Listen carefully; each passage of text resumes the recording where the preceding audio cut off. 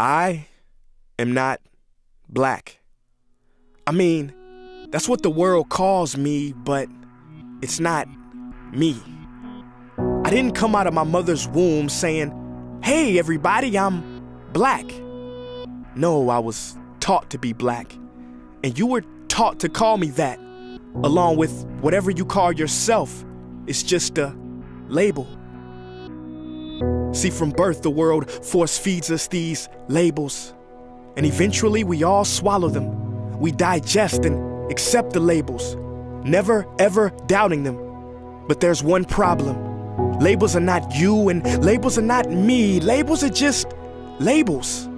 But who we truly are is not skin deep. See, when I drive my car, no one would ever confuse the car for me. Well, when I drive my body, why do you confuse me for my body? It's my body. Get it?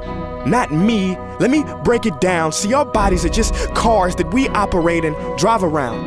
The dealership we call society decided to label mine the black edition, yours the Irish or white edition.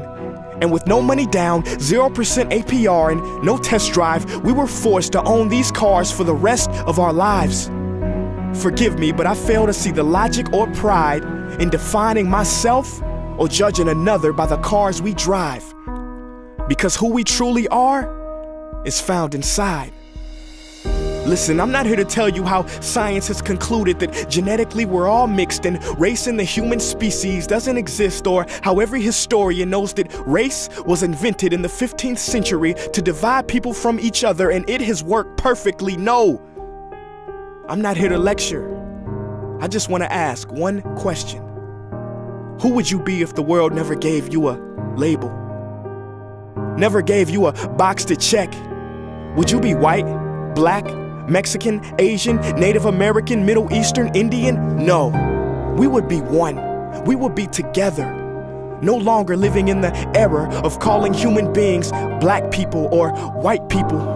These labels that will forever blind us from seeing a person for who they are, but instead seeing them through the judgmental, prejudicial, artificial filters of who we think they are. And when you let an artificial label define yourself, then my friend, you have chosen smallness over greatness and minimized yourself, confined and divided yourself from others.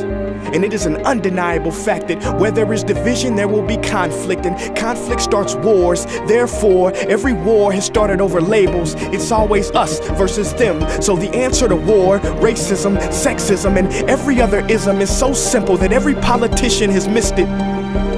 It's the labels. We must rip them off.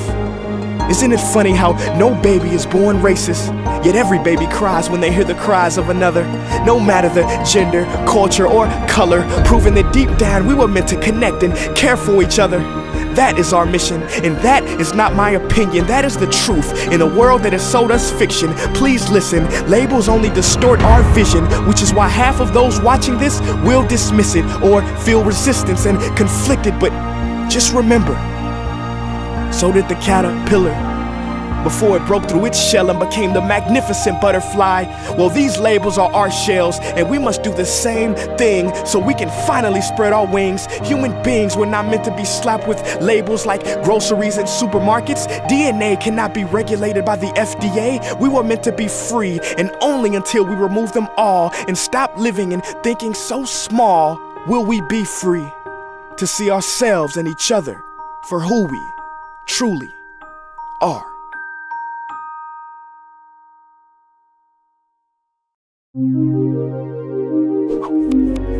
So what can we do in the face of all this madness and chaos? What is the solution?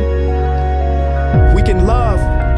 Trying to control the mind is like trying to flatten out water. You just make more waves.